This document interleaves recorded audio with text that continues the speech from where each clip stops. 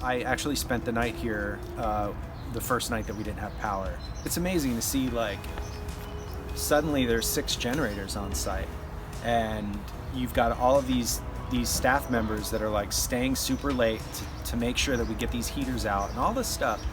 And then, oh, by the way, here's Dr. J running power cables to generators and fueling generators. Like, you know, executive director is out here like literally getting her hands very dirty and freezing her butt off. And you know, to see that instant mobilization, not only here at APA, but all of these people who brought fuel, and like, that's only possible in a city like Austin, you know, at least right now, till we teach the rest of America how to do this.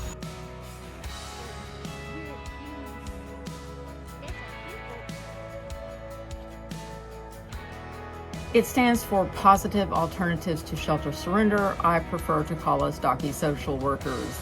So we started this program probably in 2008. I came in 2010, but I do think it was running a little bit before I came on. And when I took over, I started reaching out for resources. We built a social media page for it, a big community that now has 13,000 people on it on Facebook. Our inbox takes about 600 to 800 calls and emails a month, all from people needing help. And we do that in several ways. We raise pet deposits for people that can't afford them to keep their pets out of the shelter. We help raise medical funds for people that can't afford vet bills. And this is in crisis situations, like if their dog or cat has just been hit by a car, if they have a blockage, they need surgery, they have no other way to get help, and their pet would have to either be surrendered or sometimes even euthanized. So we put those out to the community on social media, and people help. We need to bridge the gap between the people, between the public and the shelter. And if we can get to people first and give them the help and the resources that they need, then we can help them, help their pets. Less pets enter the shelter system, more pets stay in their homes, or even maybe move on to another safe home, but they're not entering the shelter system. The strategic plan is very foster-centric, it's community-centric. That's exactly what PASS is.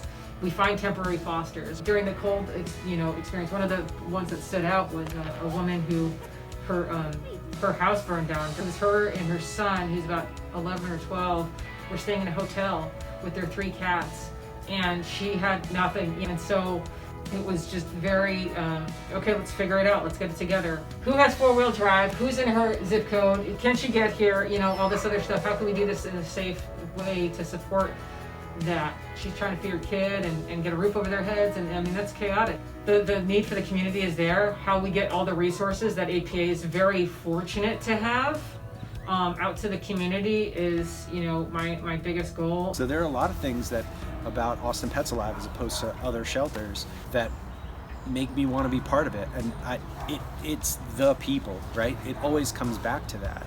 And it's not just the people that are here on site, it's the volunteers at home, it's the board members, it's all these donors.